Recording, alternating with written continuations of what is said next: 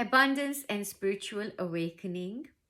The continuation, the saga continues about what happens to our idea of abundance, our idea of money, right? We're going through all of these experiences, we're going through the spiritual awakening process, yet some of us may not have that cozy nest that they might or they can do with. Maybe some of us don't have the luxury of just getting on a mountain cabin and just staying there while this process takes over. Maybe we don't have the luxury of affording a ticket to wherever we want to go, to some cave or mountain, or maybe not. Maybe live in a different geographical location to where you are right now, and you may feel, well, actually I don't have the means. Or you may be stuck in a marriage that you don't want to be in, but you're financially dependent on somebody. You may be stuck in a relationship, right, that you don't want to be in, again because of that financial connection, that I can't go, because if I go, who's going to put the money on the table? Who's going to put the bread, right? But as you go through your spiritual awakening, your awakening will heal all of these things. It'll start to tame the survival instinct. As it tames the survival instinct, right, you are then free to explore, and everything comes to you, right? Now, when we are in touch with our femininity, when we're in touch with our yin, when you're in touch with receiving your left side, right, your lunar aspect, then you are receiving and everything comes to you. So what does that mean? Become a receptor. How do you become more receptive, right? You can't receive. There's nothing to receive when there's no space to put it in, right? Now, if you're full of ideas and concepts and everything else, where is this going to go and park itself? There is no space, right? So what do? You meditate. What else do? We become more aware. We become more aware of everything that's coming in the way. And one of the things that comes in our way is our very definition of abundance, is our very definition even of money. What's money got to do with abundance? Nothing. Nothing. Absolutely nothing. Simply hold the vision of what it is that you see. Okay, this is where I want my life to be.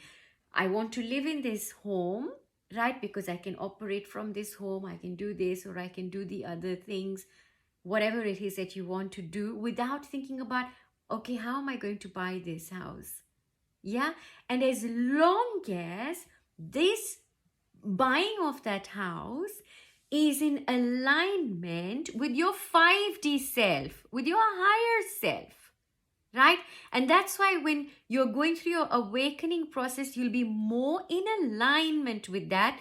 Therefore, whatever you put out there and what you really are will be the exact same vibration, will be the exact same thing. So you're not guessing what is sabotaging what's coming to you, right? You already know, right? So all of this is taken care of, right? Everything gets taken care of. So it's not, and I'll tell you, I'll give you a little story actually. Some of you who know of my little bit of journey is my time as Mataji. Yes, there's a bit of that in my website. I was in India and I went through all the sacred sites, all the holy places that were naturally there, the Shivlings, Shakti Peeths, all the Sarovas and everything. And I remember that I would never check how much money I had in my purse. And this purse actually started becoming quite known, and people started calling it the magic purse, because every time, somebody would come up to me or there would be a donation to be made, I would just put my hand in the handbag, not thinking twice about it, and there was always something coming out of it. And there is are going to be another post about this, which is some of the siddhis that do come to us at some point, and you're able to materialize things, but you can also do this unintentionally. And in my case, it was quite unintentional. I had no desire for any of this stuff, but I wanted to show up for these people who desperately needed a hospital built, or a school to be built, or people were, you know, raising money for so many other causes. And I wanted to be there to show up for these people and to be able to just say, here, without asking any questions, here it is, you asked for it, so here I'm giving it to you, no strings attached. And at that time, it was incredible how everything was taken care of so magically, and there was no desire in me at that time that, oh, I must stay in this particular place, or things must be in this way, but they were automatically taken care of, right? For at that time, things happened as they were meant to unfold, and it happened quite effortlessly, right?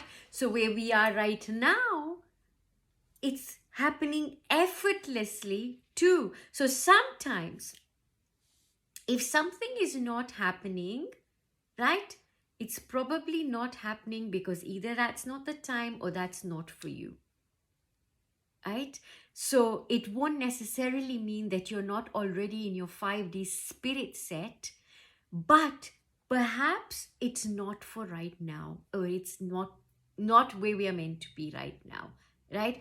In alignment with what our consciousness is at right now. So the magic, folks, in crossing over is for you to get through your spiritual awakening process, right? And go through your healing crisis, go through the mind, and go through getting all of the gunk out that doesn't serve us, right? And truly trust in providence, right? Providence is there. It is not there for a select few. It's not there, you know. No, it's all there for us. It's available all the time in copious amounts, right? Simply trust it and it will be, right? Lots of love. Please drop me any questions that you have, and I will endeavor to respond to you as swiftly and with your answers. Take care. Lots of love.